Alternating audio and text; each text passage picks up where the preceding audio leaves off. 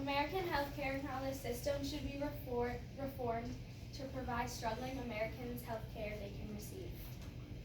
Throughout history, everything has been based on social class, like who has more money, who has the better job, who is higher ahead, or who is looked at more successful in society. Where and how you grow up can greatly affect your future, and in healthcare, it is something that this can all be looked past, and you can receive healthcare under any circumstances. So, in recent years, affordable health care has been in the center of a heated debate due to Donald Trump's election in 2016, the coming 2020 elections, and the bitter rivalry between Republicans and Democrats. For many years now, financially, the U.S. has struggled to maintain a healthcare system, and that is universally accessible. Oftentimes, healthcare costs are way too much to cover for some individuals' livelihood. Sufficient healthcare is a central need for a human body. Although there may be restricting factors that may keep healthcare in the U.S. to be more affordable, there are efficient ways for it to be adequately invested in. Social and cultural influences can greatly affect how accessible healthcare is to certain Americans. Social class is class based upon social and economic status. Social class can greatly affect how able you are to get healthcare because usually people of higher class are more likely to get better healthcare because they can afford it, and usually people of lower class have a harder time to receive the adequate healthcare they need, so it's often of lower quality. In this quote, it states that health is one of the fundamental rights of every human being, which is basically stating that healthcare should be a human right and every American should have healthcare under any circumstances, like including race, religion, political opinions, or economic or social conditions. This diagram shows how unequally distributed wealth is in the United States. And even though the U.S. is one of the most wealthiest countries, there are still so many people under the federal poverty line, which means that people are still not receiving the adequate health care they need because the people under the federal poverty line have other things to pay for, like food, water, and shelter. And having affordable health care could ensure every American health care that they can afford to become their better selves. And then this pie chart shows the distribution of wealth in the United States in 2017, showing that the top 1% holds 38.3% of the income for the United States, leaving the other 99% with 67.1% of the income. So this is basically saying that the top 1% holds 1/3 of our income for the United States. And a statistic released this year in ABC News in March states that 20% of Americans, or 40 million adults, cannot receive health care that they can afford or access. This is almost 1 in 5 people, and this is showing how unequally distributed the wealth in the United States is and how expensive health care is. So, how has healthcare affected the U.S. politically? In recent years, the share of Americans covered by health insurance has dropped. For example, in 2018, about 27.5 million people, or 8.5% of the population, lacked health insurance. That has been the first increase, up from 7.9% just the year before. Affordable Health Care, ACA, or as it's commonly called, Obamacare, was enacted by President Obama to try and curb these percentages. Obamacare provides subsidies or premium tax credits to households with incomes between 100% and 400% of the federal poverty level. The ACA is very popular among Democrats. 84% have a favorable view of it. So now that we have seen how poor U.S. healthcare is and what has already been done to fix it, what if we looked elsewhere for the answers to our problem? For example, Thailand achieved universal healthcare in 2002, and since then they have experienced an increase in life expectancy and a decrease in infant mortality. So let's compare their overall healthcare expenditures to that of America's. As can be seen here, in 2012, Thailand spent 4.2% of their overall GDP on healthcare, while Americans spent 18%. That is a huge difference coming from a still developing country and one of the most developed countries in the world.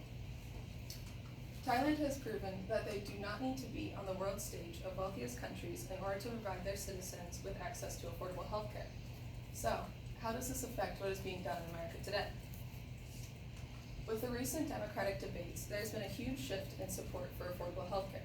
For example, when Jake Tapper of CNN asked Vermont Senator Bernie Sanders if his Medicare for All policy would be political suicide, it sparked a half-hour brawl drawing in almost every one of the 10 candidates on stage. This shows just how the healthcare debate has exposed a deep divide between the Democratic candidates throughout the course of this election. There have been disagreements over costs, coverage, and whether or not the party was growing too extreme. These fights have even put Bernie Sanders' Medicare for All plan on the defense, as all candidates have taken swings at it.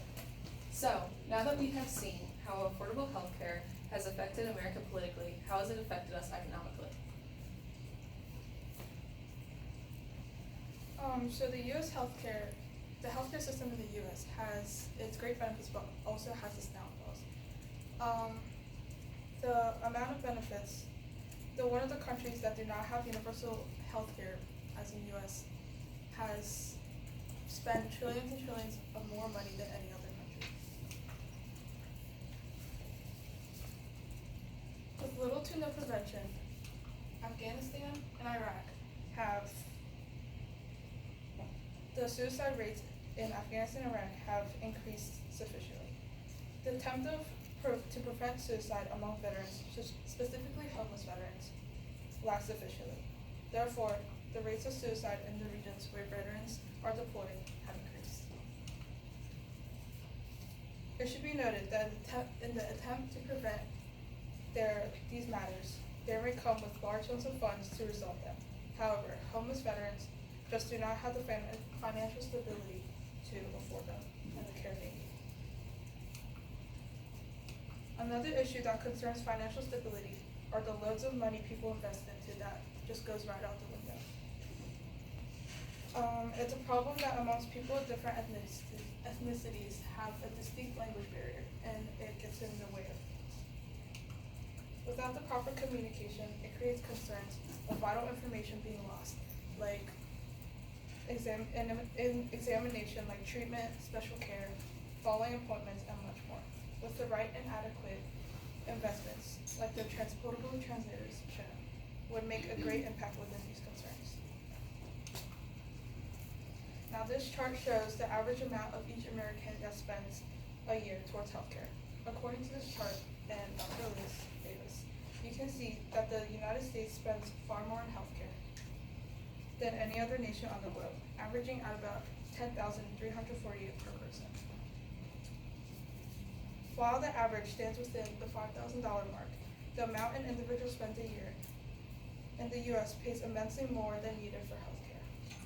This pie chart shows it represents where the expenses of the U.S. goes into.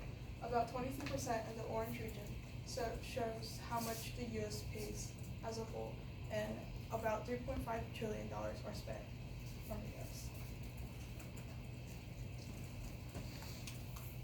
So the first solution we came up is give all Americans equal access to affordable health care. And to do this, the government could give everyone an equal amount of health care coverage based on their annual income, because taking someone's income into account makes sure that everyone can pay for the health care, but it still makes sure that the medical field can receive money to create more advancements. And a limitation is a lot of people in the United States still don't stand for affordable health care.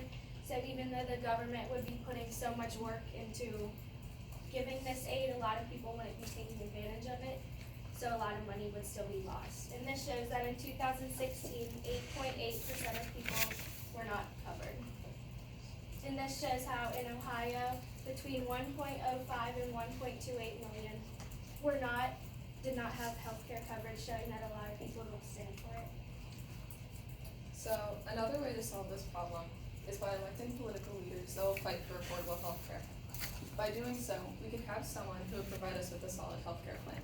However, there are some limitations to this. One, for example, is that a majority of Americans don't support a government-run plan, as seen here. This would affect future policymaking, as a majority of voters oppose those who support affordable health care. To conclude, American health care should be reformed in order to provide all Americans access to safe and affordable health care. Thank you.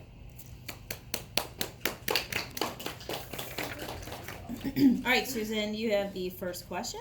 In the future, what change would you make to your group norms, and how would you expect that to improve the team presentation? I think that we individually got a lot of time to work on our things, and I think we individually lacked in a way, like I could have had more time to do, or like we could have. But I think something that we could have done that we didn't do is that we should rehearse more as a team and be more in conversation with another with each other's lessons. Okay. Haley, you're next. In what way did you improve your ability to work with a group as a result of this project? Usually I'm kind of a shy person, people like I don't know. So working in groups and presenting really helps me for the future and future classes for when I grow up, so I have a better knowledge on how to like present in front of people and talk in front of crowds. Okay. And then finally, Jennifer, describe an argument from one of your peers' individual reports that made you think differently about your team's solution or conclusion. So in Haley's report, she talks about the unequal distribution of wealth, and that was also in the presentation as well. And I feel like that made me understand that like not everyone has like equal